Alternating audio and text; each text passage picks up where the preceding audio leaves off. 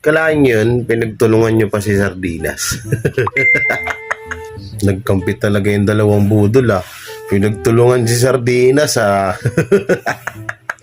Ito yung babae na masahol pa yung bunganga sa puwet ng kalabaw Ito yung babae na proud siya makita ng mga apo niya na nambubudol sa social media. Tama lang yan na maging mag-best friend kayo ni Cell TV kasi parehas naman kayo na parehas naman kayo na kamuntikan ng malaglagan ng postiso sa mga live nyo. Okay lang yan, parehas. Tsaka magkamukha naman din kayo. Ano pag ganito lola ko, di bali na lang. Siguro wala na kayong mabudol na dalawa na sponsor, no? Kaya si Sardinas yung pinagdiskitahan nyo. Walang makontent. Lugi kasi kami sa inyong dalawa Kayo pag tinitira namin kayo, wala kaming mahitang view sa inyo Kasi di naman kayo sikat May tanong lang ako kay Banat Utong. Diba dati binabanat-banatan mo si Kuya Bal, walang kwentang tao, balahura, ginagamit ang mahihirap para yumaman. Diba yun yung mga pinagsasabi mo nung kay Kuya Bal? Nagtataka ko, ba't nagsusumiksik ka dyan ngayon? Nagkaroon ka pa ng kaibigan ng mukhang alien. Yan ba yung nawawalang nanay ni Kokay? Siguro yun no. Ang tagal ka na hinahanap ni Kokay, nasa ABS-CBN, nung lumipat na si GMA, siguro nagkita na kayo. Ginaganyan-ganyan yung si Sardinas mas mayaman pa yan sa inyo. Kayo kailangan nyo pang sumipsip sa kalingap. No, kailangan nyo pa sumipsip sa kalingap para lang magkapera at magka-revenue at magkayod kalabaw at yung katod niya ni Cell PH. Kailangan niya pang sumipsip sa asawa niya or kumain ng sandamukal na hotdog para lang magkapera. Hindi ka tulad ni Sardinas sa inyong charity vlogger na mayaman na talaga bago mag-start ng charity. Hindi lang halata lang talaga. Yun lang ang problema kay Sardinas. Hindi lang halata. Kaya sabihin nyo na lalaking masahol pa ang bunganga sa babae. Kayo nga masahol pa yung bunganga nyo sa pit ng manok na bagong tae lang Yung tipong putak ng putak, wala naman laman. Intindihin nyo yung sa sponsor, yung pera na binudol yung dalawa, mag-best friend pa talaga kayo Siguro binihiyaan nyo rin si Bopil nung nabudol nyo. Kaya todo sa inyo si Bopil tanggol ngayon. Kayo hindi man lang kayo na mamalato. Alam nyo, wag nyo gagawin yung mga timbuteti na yan kasi una walang ginagawang masama yan sa inyo. Hindi katulad nyo ng mga kalingap reactor, lalo ka na Banat Utong at Cell Postizo wala ka naman ambag to kasi wala naman kayo na itutulong Yung ini-sponsor nyo sa kalinga, pera pa rin ng sponsor yung mga yan. Wala kayong sariling pera dyan. Pustahan tayo. Hindi ko pinagtatanggol yung timbuteti na yan. Baka sasabihin nyo na pinagtatanggol ko para masuportahan ang supporter nila. Hindi ganun. Alam nyo, nasa tama lang tayo. Nasa tama lang ako. Kaya kinukorek ko kayo. Huwag nyo banat-banatan yung Diyan kayo, banatan nyo si ba't ayaw nyo banatan yung leader nyo? Diba? Sa blind item. Tingnan mo, nagkakagulo-gulo kayo ngayon dahil dyan sa blind item na yan. Baka nga mamaya, yung babae dyan, isa sa dalawang to No, hindi natin alam, no? Baka yung tinutukoy ni Sir July Paunil naunahan ko lang siya i-reveal. Baka yung babae dun, baka ito si Banat Utong o kaya si Cell TV. Naku po, naunahan ko si Sir July. Di ba kayo nanginginig sa mga pinaggagawa nyo? Pinapakain nyo sa pamilya nyo galing sa pangungutong, galing sa kapwa nyo OFW na hinututan nyo ng pera. Hindi ba kayo nasusuka minsan pag kumakain kayo ng masasarap na pagkain? Di ba kayo nabubulunan? Di ba umi-stock yung ano ba? Kala mo naman to si Banat Bagsik, napakagandang babae. Kahit siguro nung bata ka, hindi ako titigasan sa'yo Kahit siguro nung dalaga ka, hindi kita pagpaplanuhan ligawan. Promise. Imagine ko pa lang, nung bata-bata pa siguro to si Banat Bagsik. Mga pa lang to Siguro mga 16 or mga 20 plus. Parang wala akong planong Ako kahit ganito itsura ko, gaganda ng mga naging ex ko. Nako, kung si Banat Bagsik, kung ganito lang magiging itsura ng asawa ko, di bali na lang, mamatay na akong virgin.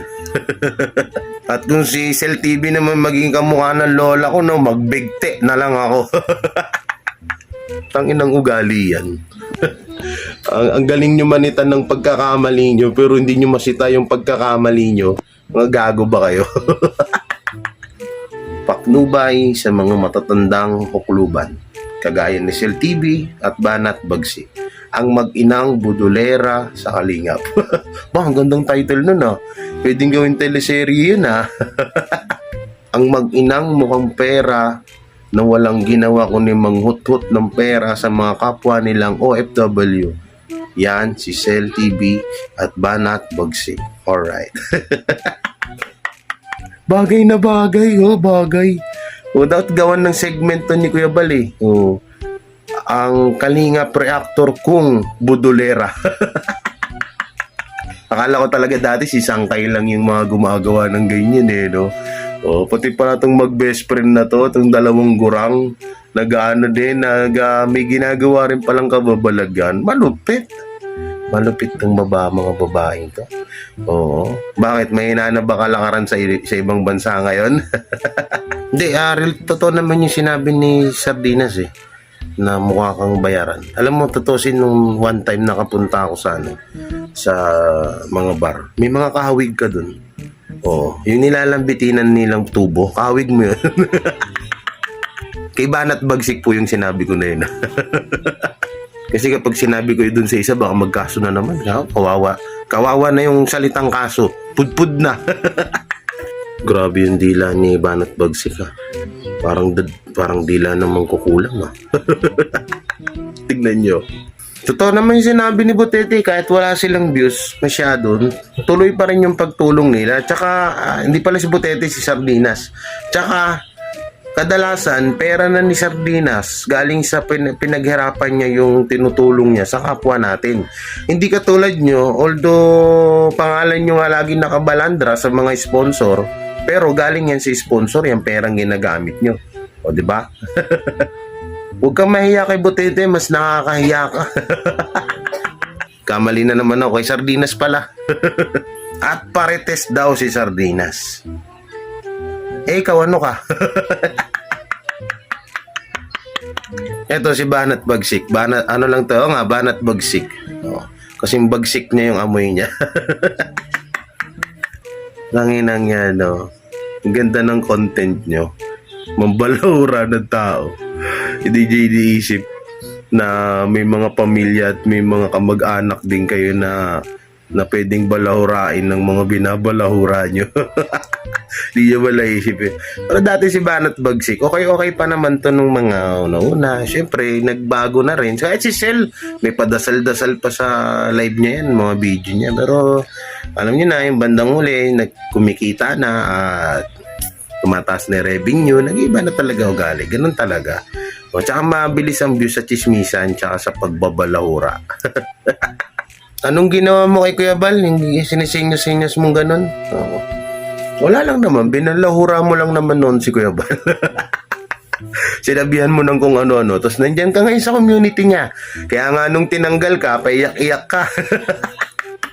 Wala siyang magawa. Hindi siya makapagbanat kay Sangkay. Takot din siya dun Kasi alam niya, na alam din ni Sangkay yung mga binudol nilang dalawa ni Cell TV. Alright. So yun po at sinasabi niya dun sa video niya na kung hindi nga daw siya kinontent ni Ma'am Edna, hindi niya rin daw titirahin si tawag dito, si Kuya Bal. So, ang sinisisi niya pala dito sa live niya, kaya niya pala binanatan nun si Kuya Bal, kinontent daw siya ni Ate Edna. So, yun, sisihin niyo si Ate Edna. Ang bobo mo. Alam niyo, ito, nagtatako dito sa dalawang matandang to. Ang tanda-tanda na, ilang taon lang nabubuhay dito sa mundo. Pero ang tanga-tanga pa rin. Parang, alam mo yun, tipong, alam mo yung mag-reactor sila para sila mga bata. Alam mo yung parang mga chismosa dyan sa labas ng kanto. Parang ganun sila. Oy, Sel, bago nyo siraan si Sardinas at ang buong team Butete, ayusin nyo muna yung mga mga issue nyo, yung pambubudol nyo, no, yung mga inutangan nyo, yan, yung mga hiningian nyo, na ultimong pang ano ng pamilya nyo, dun nyo kinukuha sa mga sponsor, pang birthday, pang handa, pang binyag, ayusin nyo na muna bago kayo manira na ibang tao. Okay? Bye-bye. Bleh.